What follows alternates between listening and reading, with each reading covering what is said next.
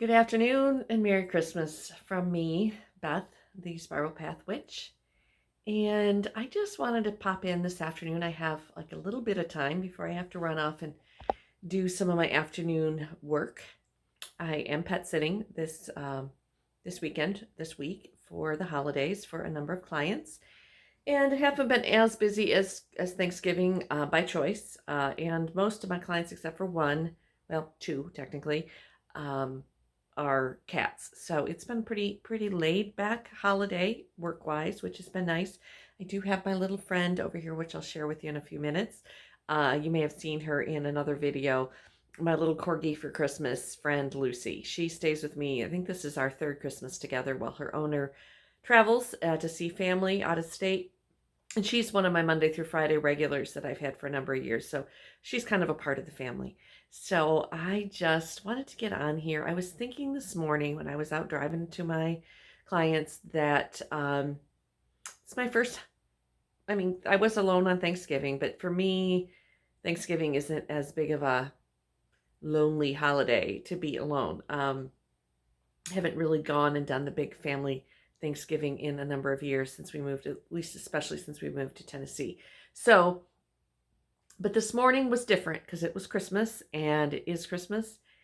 And so I don't know, this is part divorce diaries and part just a Christmas vlog, I guess.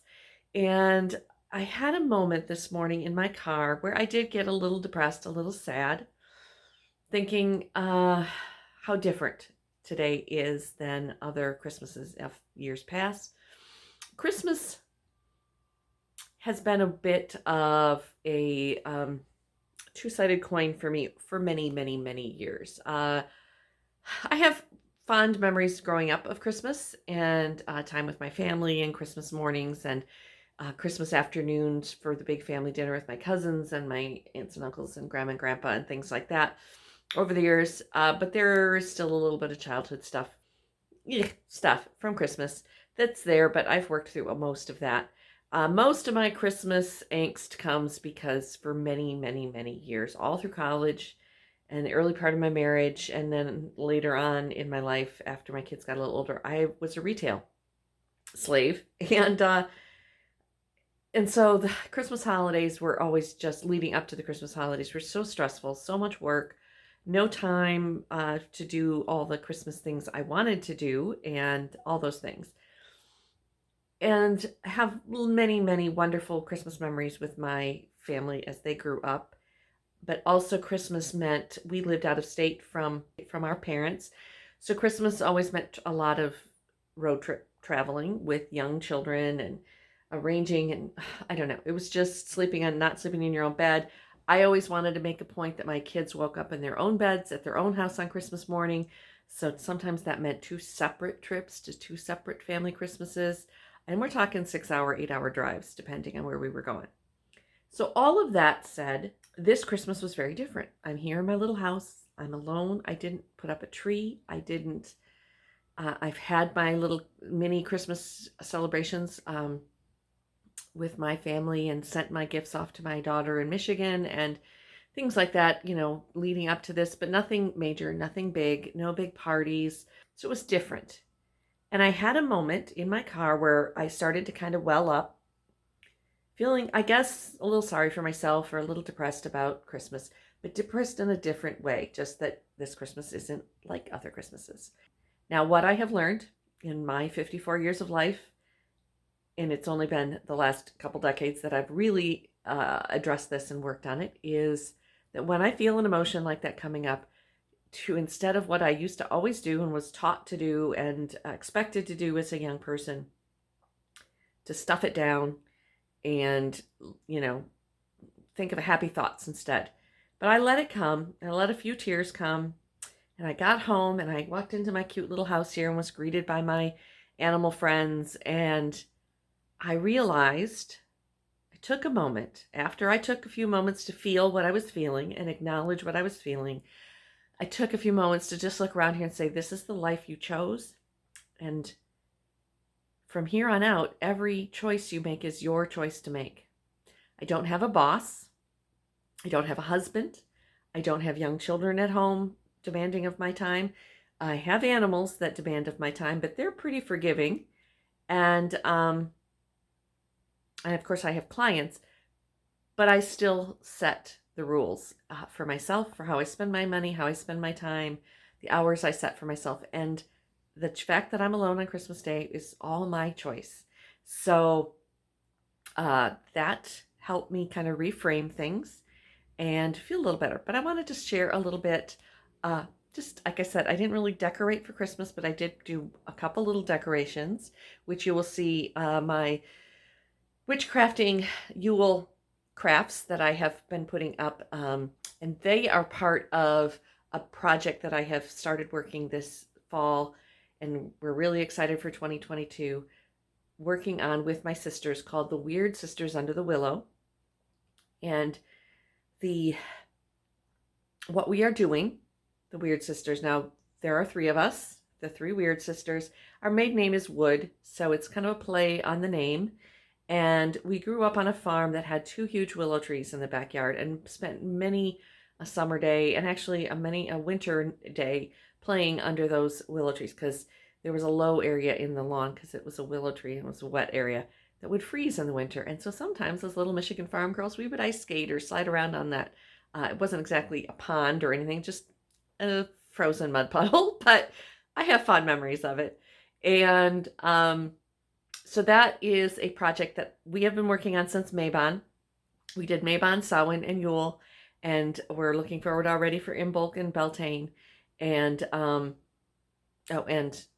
Astara. I missed one in there, and that one's my birthday, so I should remember that one. So the Yule decorations, as you can see, my pomanders hanging from my mantle behind me. And a little peek, can I lift this, of my Yule log, which I burnt it, started burning it on the solstice the other night, and the candles still have a little bit of life in them. I'm going to burn them for a little bit tonight, and maybe tomorrow, sometime before the end of Yule, I will take time to take them out in the backyard, whatever is left of it, and actually have a fire and burn my Yule log there.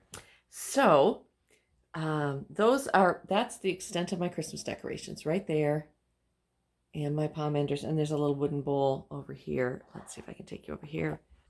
This is a wooden bowl of some of the pomanders that I didn't put hanging ribbons on.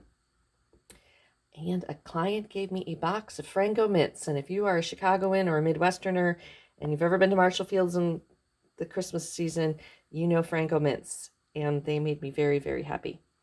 I also have a little jar of acorn caps that I collected this fall. I'm going to take you from here. Actually, let me take you over here to get a better view if you didn't see the Yule log video, and my goddess candles, which there are goddess candles available on my website if you'd like one for your altar. And I have a little rosemary tree, rosemary for remembrance. It has some lights on it, but I don't have them on right now. I better move that back a little further from the burning candles. I did just water it today, but still. Okay, and I'm going to take you from here into the kitchen to show you what else I have been working on. Here's my Christmas corgi. This is Lucy. Hi, Lucy. She's my house guest for a couple more days. So here we are in my kitchen, and I have what's called a simmer pot going on my stove. I didn't have any oranges left from making the pomanders, and I didn't get to the store to buy more, so cut up lemon in there for my citrus. And you can see some star anise, some bay leaves. The evergreens there's a little bit of, these are juniper branches that I had here from some juniper work I was doing. And there's also a couple little snippets for my rosemary. Cinnamon sticks are in here somewhere. Cloves. And also in here somewhere, hawthorn berries that I found in my apothecary. There they are. Oops, no, right there. That's a hawthorn berry, I think. And it smells delicious. It's filling the air with normally much needed humidity this time of year, but here in Tennessee, it is pretty warm and wet today. warm and damp, so I don't really need that. But the lemon is in honor of the sun, the citrus, cinnamon and bay, clove and anise, these are all wonderful cleansing, purifying, and protective herbs going on in there. I'm just going to let this continue to simmer on my stove. When I have to step out here shortly, I will. So I'm going to leave it to simmer for a while here on the stove, but it'll just sit there and continue to fill the house with the scents and essences and energy and purification of this beautiful winter day, which is 65 degrees here in Tennessee today, so it doesn't feel very wintry to this old Midwestern gal, but it still is a lovely day, and I have spent it walking a couple client dogs, and again spending my day with cats, which is also a joy. So just wanted to share that little bit of everyday magic with you, little holiday Yule magic, and just a little update on where I'm at, because I think one of the things that was making me a little sad was that I kind of had felt a little bit forgotten. And again, all this was my own choice, but I was like, oh, you see those Hallmark ads and all those things at this time of year of these lonely old people, who have been forgotten, and how sad it is, and we need to, Christmas miracle and all that. And I think I was buying into this thing that we've been sold, which is one of the reasons I really don't like this holiday, is that it's become not just commercialized, but mythologized in a completely different way than the way it traditionally, and the way it feels in my bones. So I had a moment of buying into that story, and then I decided to turn the page and write a different chapter, and realizing that this is the way I want to spend my Yule, my Christmas day, because I made the choice to do this, and I'm very happy with it. And so yeah, that's where I'm at, and I just wanted to share that. Now, if you know someone who is recently single or recently, going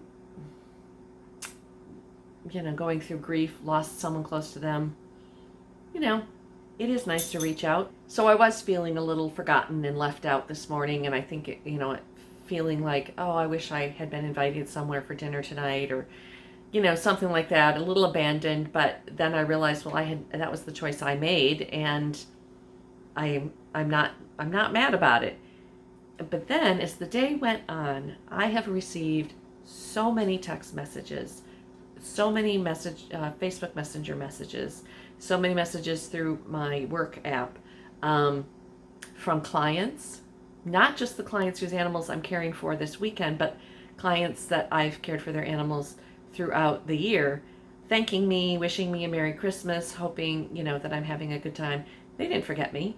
I've had friends reach out to me and wish me Merry Christmas and things. So I'm not alone or lonely. I have my beloved animals, my own and others, and I have my cozy little house here that's making me very happy, and I'm living the life that I am making for myself. And sometimes the fact that all the decisions are mine to make is daunting and overwhelming, and other times the fact that all the decisions and the life that I get to make is all mine is exciting, thrilling, and brings me a lot of joy. So it all depends on how I choose to look at it. I also don't choose to be a Pollyanna and toxic positivity.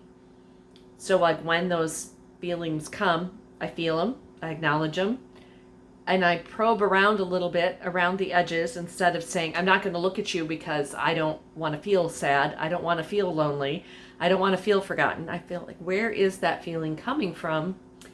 And usually I can figure out where it's coming from. And if it's in my power to do something about it, then I do. And if I don't, I thank it for the message, and I thank it for the shadow work, and I thank it for the acknowledge that it's showing me some areas that might need a little bit more work still.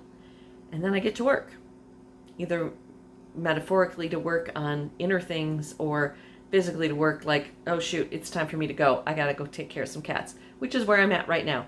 So that's what I'm going to leave you with. I hope you're having the merriest of Merry Christmases if you celebrate Christmas. And it's also, that is something else that really opened my eyes to all the people around me throughout my life that don't celebrate Christmas, either aren't Christians or they're just isn't something that they celebrate for whatever reason, and how they must feel on a day like this when it seems like the whole world around them stops, first of all. So if you're Jewish or Muslim and you want to really go out for something to eat tonight and you can't because everything is closed, I get it now. If this just isn't your holiday, I mean, I am a witch, but I grew up as a Christian witch, so a lot of the Christian holidays and Christian celebrations are still a big part of who I am because it is what made me who I am. So even though I don't go to church and I don't celebrate in that way, I'm turning my pot off while I'm thinking about it because as soon as I'm done here, I gotta go. I am seeing now how other people have feel in this world that isn't necessarily always not to say catering, but it's not all about me, I guess is where I'm trying to get to, but I'm not getting there very smoothly. So anyway, again, I'm going to wish you, this is what we call a Michigan goodbye, is where we say goodbye at least 3 times, then walk out onto the porch with you and wave to you as you drive down the driveway, and then say, watch out for deer, which is our way of saying I love you and good night. Bye-bye.